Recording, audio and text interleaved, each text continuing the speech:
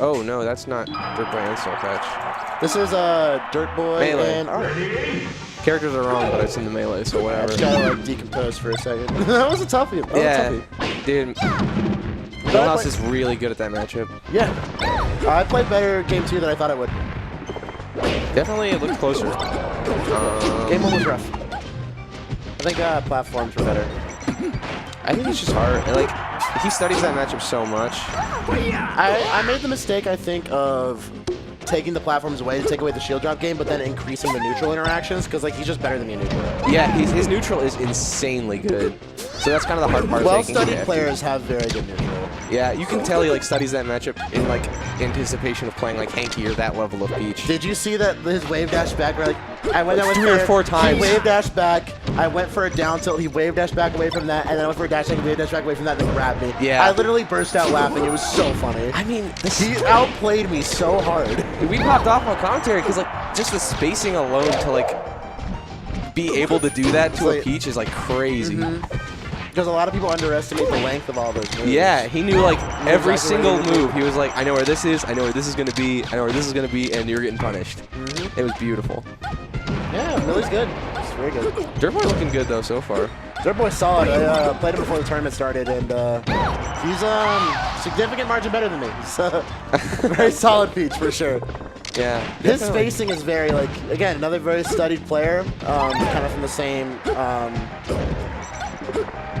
oh my god, nice read on the front. I think Dirtboy is interesting because he goes for almost, it feels like more of that MACD style where he's kind of going in all the time.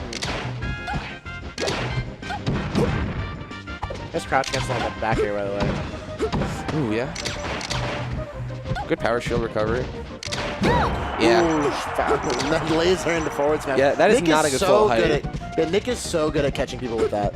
I mean, I think that's partially the laser, partially he tried to float at like laser height, and I think that's just like a wrong decision. It's right above the insta float heights where like even if you get hit by the laser, you'll still get grounded if you're doing an instant float. He was just right above that where he was still just barely in the air, so he couldn't crouch that forward smash to at least mitigate some of the damage. Exactly.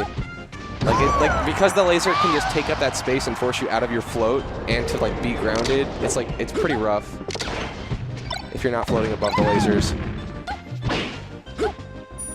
Oh, great spot there. Nice poke, great crouch cancel shine from R&R, and he's stacking it up. Nice. Oh my god, I think that shine might have killed. Oh, that was beautiful though. Ooh. Great mix-up on the platform. Yeah, Dirtboy wasn't ready for that at all. Damn! I think that's honestly just like he didn't even like read that much there. Like that's pretty standard, I think, for Falco. The tomahawk down tilt got The tomahawk down tilt was beautiful. That was a hard mix-up. The rest of it was almost just like a guaranteed combo to like 100%. Like other than the fact that you might have been able to tech and he had to cover something else, but he still could have covered it. Nick getting opened up by a butt grab into a down smash, and he's already on 77%. Yeah, he gets out. I don't think that's huge here. Like it does force a lot more edge guarding, but because of Dreamland, you get a lot more stage to work with. Oh, shouldn't have held down for the second one. If he gets out of that first hit, he lives, I think. Dirtboy taking game 1. Survival. Ready? Go! On a Pokemon Stadium. Definitely a lot more room to laser, and you also get the benefit of being able to kill at the top with, you know, up tilt, shine. Definitely an option. It's actually about the same, like real estate-wise, where you're lasering. I don't think there's much more like linear room, but I think what it does it takes away the top platform, and so it gives it forces you lower the whole game. Exactly. So you get more active laser room, so you don't have, Peach doesn't have a lot more room to escape, which like when Peaches asked me what to do in the Falco matchup, which happens every once in a while. Like, how do you deal with lasers? Like, well, I honestly just try to avoid their laser pattern because where Falco lasers is generally he's most comfortable in neutral anyway. Yeah. So if you're making him laser in different like places where he's not used to, he's definitely just uncomfortable moving there. Yeah. So a lot of people was like, no, power shield the lasers, can you knock them back? And then you put them in hit stuns. Like, yeah, that's fine, and if you can do that consistently, great. But if you can just move them and make them mix up their laser timings, and then you mix up their movement timings, it gives you like a lot more from the long run for a lot less work. Yeah, just catching on to that timing or their like patterns as far as their lasering. Great throw. Beam Sword actually a very strong projectile, but using it as a sword itself is actually pretty fun too. Using it as a sword is one of the most interesting things in the game because it changes dash attack, forward smash, and Forward like tilt. F tilt. Yeah. Forward tilt. And on like And every here comes- character too, which is so interesting. Sheik's, I forget if it's forward tilt or if you get all hits of Sheik's forward tilt or forward smash, it does like 70 damage. I think it might be her smash. It Forward might be. smash. It's like a triple. It's like. Oh, really? It's like it's like a theoretical thing. Like if you DI into all 3 hits, which you shouldn't be able to get hit by all 3 hits, it does like 70, 80 damage. It's Okay. ridiculous. That's crazy. So whenever I get a sword in teams and I have a Sheik, I try to give it to him. Be like, dude, do the thing. I think the cutest character with the sword though, Pichu carries the sword in his mouth. Oh, it's adorable. It's amazing. And he like, if you just do a jab, he just like kind of like shakes his head side to side. Oh man, I love the beam sword. Ooh, great buffer off there. I think Pikachu carries it in his mouth too. Maybe. I don't remember. I just remember I was playing Pichu and found that interaction very entertaining. Nice jab, putting him on the left side. Oh of the yeah, stage. that's the height you want, right over this laser. Because he likes to hit that mid-height laser where it kind of catches the float. So if you can catch on to where he likes to laser, that mid-height again, that one was higher. So you have to really catch on to where they're throwing them when they're falling. Because a lot of Falcos like to throw one when they're falling down from full hop height too.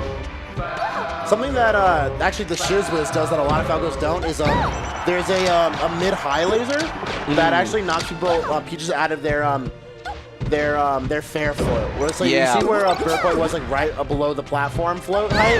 That's like the money spot where like you can auto cancel the fair. It does a lot of damage, obviously, and it sets up for a lot of like those like I just need an opening and I can edge guard. Yeah. So Shiz is one of the few Falcos that actually just makes so much mileage off of shooting that laser because not a lot of Falcos are used to that timing. Yeah, I think that laser is super good in teams too, because you can shoot it over a small character. Like you can shoot it Exactly. over Fox or something, so like it creates this weird mix-up where like Fox can run in under your laser.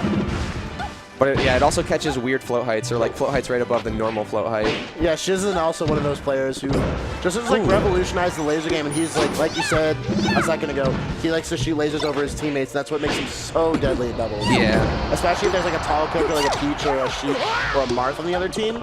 Ooh, money.